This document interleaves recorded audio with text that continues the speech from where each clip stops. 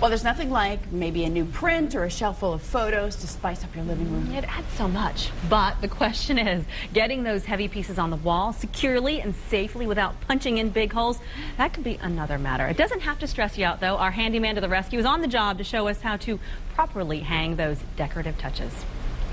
A few weeks ago, our handyman to the rescue showed us how to patch holes in drywall. Big holes, little holes, but how about not having to do the fix-up at all? Wayne Lusto here to show us how to properly hang pictures and shelves. This is a big problem for some folks. It is, and it's really one of the most common questions that we get asked here at Home Depot. The traditional method to hang something on the wall is, of course, just taking something like a small nail and a hammer and nailing that nail into the wall. You know, this is going to be more than sufficient to hang something like a very small picture like this. However, when we start dealing with much heavier objects, we have to look at a couple of options.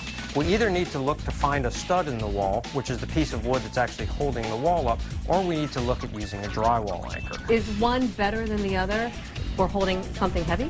Yeah, actually finding the stud in the wall is going to be your most secure manner. So what I have in my hand is what's called a stud sensor.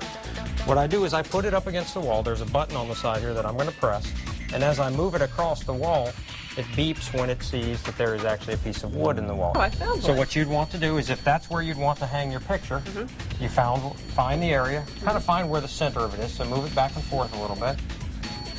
Find about where the center is, and then let's mark it with a mark. Is I'm going to take my screw, put it where my mark is, and start to screw it into the stud. Now, as I get through the drywall, I start to feel a little bit of resistance, and I'm going to go ahead and drive it into the stud itself. And I've got a mirror set securely onto the wall. You might want to hang this mirror in an area where there is no stud. In order to do that, you may not be able to access a stud, so you have to go to something different. What you would want to use is a drywall anchor. Drywall anchors are small pieces of plastic that when you go ahead and put them into the wall, you put a screw into them and they actually expand. As opposed to when you use a nail, you have a very small point.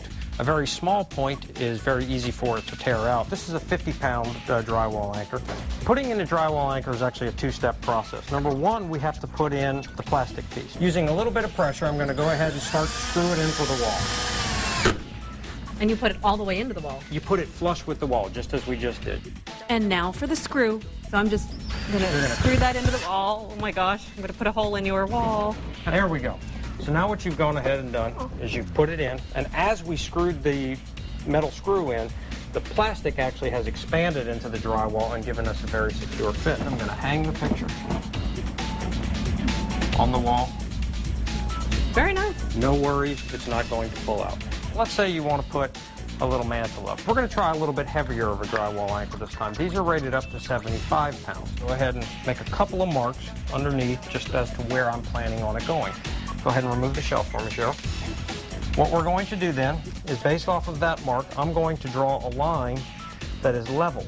When this bubble is in between the two black lines, I know that I'm perfectly level. And I can go ahead and just draw a line on the wall. We're going to go ahead and put a drywall anchor into the wall. I want you to let the drill spin fast. There you go. Now apply some pressure, push it in, and as it goes, it stops right at the wall. I did it. It looks just like yours. It does. We're going to take a couple of the screws, put them in place, leave them sticking out about a quarter of an inch. Okay. All right, look at that. You look like a master already. Yeah. Hang it on those, push it down, and now we have a secure shelf. The weight says that it's okay for 75 pounds, so I guess you could go ahead and put up some flax or a cookie jar. But is that really sufficient?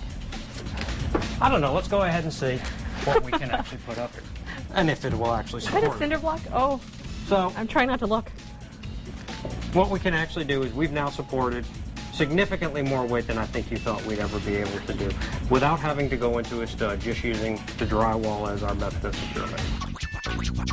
You know, we all had that same reaction, like, Don't put it I think he was up just trying to there. show off. But, I mean, Yeah. it really worked. And it was Yeah. really eye-opening for me to see You the know, process. and it just goes to show you that just that little bit of preparation makes such a difference, instead of just taking it and Absolutely. nailing it in and walking away and then watching it breathe, and then you have to get the two-sided tape. Yeah. And Two-sided tape. Yeah. Well, anyway, those drywall anchors are really inexpensive. The ones that Wayne was talking about, you can Yeah. get 4 of them for just a couple of dollars. And you can, of course, catch all of our Handyman segments online at fox43tv.com.